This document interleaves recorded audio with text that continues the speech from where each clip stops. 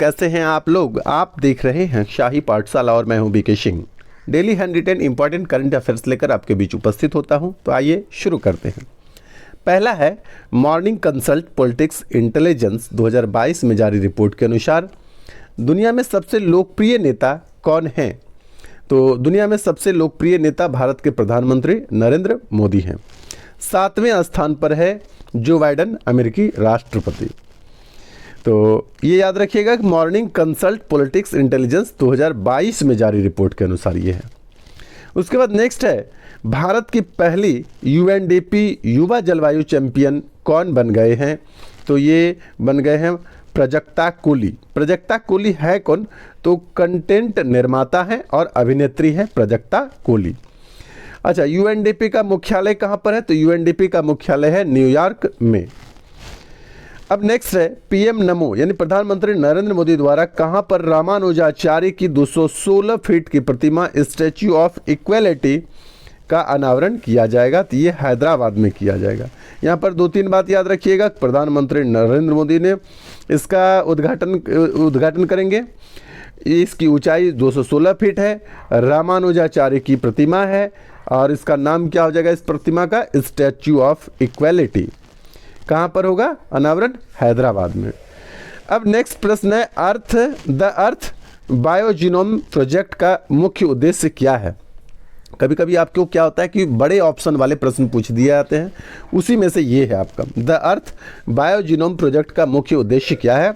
इसका मुख्य उद्देश्य है सभी वनस्पतियों, वन्यजीवों, कवकों तथा एक कोशिकीय यूकैरियोट्स का एक पूर्ण सीक्वेंस डीएनए कैटलॉग तैयार करना है। ठीक है, फिर से अब सुन लीजिए। वनस्पतियों यानी पेड़ पौधों, वन्य जीवों मतलब जितने भी जीव जंतु हैं, उसके बाद कवकों तथा एक कोशिकीय यूकैरियोट्स का एक पूर्ण सीक्वेंस डीएनए कैटलॉग तैयार करना है। ठीक है, उसके बाद अगला है अकेले दुनिया का चक्कर लगाने वाली सबसे कम उम्र की महिला पायलट कौन बनी है। तो इसका नाम है जारा रदरफोर्ड। जारा रदरफोर्ड जो है यह ब्रिटिश बेल्जियम नागरिक है। यह मात्र 19 वर्ष की एक लड़की है जो दुनिया का चक्कर लगाने वाली महिला, सबसे कम उम्र की महिला पायलट बन गई है। उसके बाद अगला है पेटीएम संस्थापक क्या नाम है, विजय शेखर शर्मा को वैश्विक इंटरनेट निकाय यानी ICANN द्वारा UASG के राजदूत के रूप में नियुक्त किया है। ठीक है, तो आपसे प्रश्न पूछेगा कि वैश्विक इंटरनेट निकाय ICANN द्वारा UASG के राजदूत के रूप में किसे नियुक्त किया गया है। तो आपको याद रखना है विजय शेखर शर्मा। और विजय शेखर शर्मा कौन है, ये है पेटीएम के संस्थापक। अगला है शेयर बाजार में धोखे से बचने के लिए मोबाइल ऐप क्या नाम है, सारथी जो है किसने लॉन्च किया है। तो ये लॉन्च किया है भारतीय प्रतिभूति और विनिमय बोर्ड ने। ठीक है, सारथी, सारथी किस प्रकार से लिखा हुआ है ये जानना आपके लिए बहुत जरूरी है। ये रुपया SAA रुपया वाला सिंबल है और उसके बाद THI है। इसको पढ़ते हैं सारथी या फिर साथी भी पढ़ते हैं। नेक्स्ट है उद्योग मंत्री शाहनवाज हुसैन ने रविवार को बताया कि भागलपुर में खुलेगा खादी मॉल और डाई हाउस। ये बिहार के स्टूडेंट के लिए बहुत इंपॉर्टेंट है। बिहार में जितने भी एग्जाम होने वाले हैं उसके लिए ये प्रश्न बहुत ज़्यादा इंपॉर्टेंट हो जाता है। पहला खादी मॉल जो है पटना के गांधी मैदान के पास खुला है और अब जो है उद्योग मंत्री शाहनवाज हुसैन ने ये जानकारी दिया है कि भागलपुर में खादी मॉल और डाई हाउस का निर्माण किया जाएगा। नेक्स्ट है नेताजी सुभाष चंद्र बोस की 125वीं जयंती कब मनाई गई है। तो नेताजी सुभाष चंद्र बोस की 125वीं जयंती जो है 23 जनवरी को मनाई गई है और 23 जनवरी को पराक्रम दिवस के रूप में भी मनाने की घोषणा की गई है। क्या है कि इंडिया गेट पर नेताजी की प्रतिमा का अनावरण किया गया है। वर्तमान समय में जो नेताजी की प्रतिमा का अनावरण किया गया है ये लेजर लाइट के द्वारा या इसको डिजिटल प्रतिमा का अनावरण किया गया है और बाद में क्या होगा कि ग्रेनाइट से बने प्रतिमा जब तैयार हो जाएंगे तो वहाँ पर इसको स्थापित कर दिया जाएगा।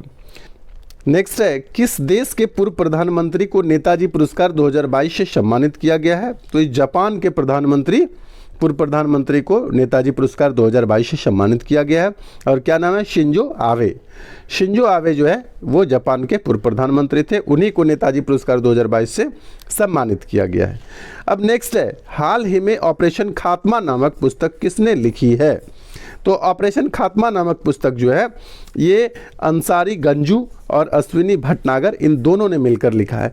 दोनों के नाम आप याद रखिए, क्योंकि आपको 5th विकल्प याद होंगे कि बीपीएससी 5th विकल्प जो रखा है इसी प्रकार के प्रश्न के लिए रखा है, जिसमें 2 व्यक्ति काम किए हैं। तो हाल ही में ऑपरेशन खात्मा नामक पुस्तक किसने लिखा है?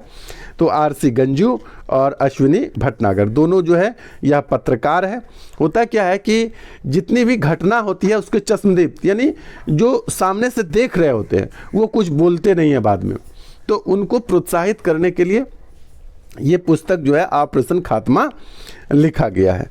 अब नेक्स्ट है, भारत के किस महोत्सव को स्पेन के मैड्रिड में भारत के अद्वितीय जल और साहसिक कार्निवल के रूप में सम्मानित किया है? तो बड़ी बात है कि मैड्रिड में, स्पेन के मैड्रिड में यह सम्मान मिला है। तो किस महोत्सव को मिला है? ये महोत्सव है हनुवंतिया जल महोत्सव। कहाँ पर है? मध्य प्रदेश में आयोजित होता है। हनुवंतिया जल महोत्सव कहाँ पर आयोजित किया जाता है? मध्य प्रदेश में। इसी को मिला है स्पेन के मैड्रिड में भारत के अद्वितीय जल और साहसिक कार्निवल के लिए।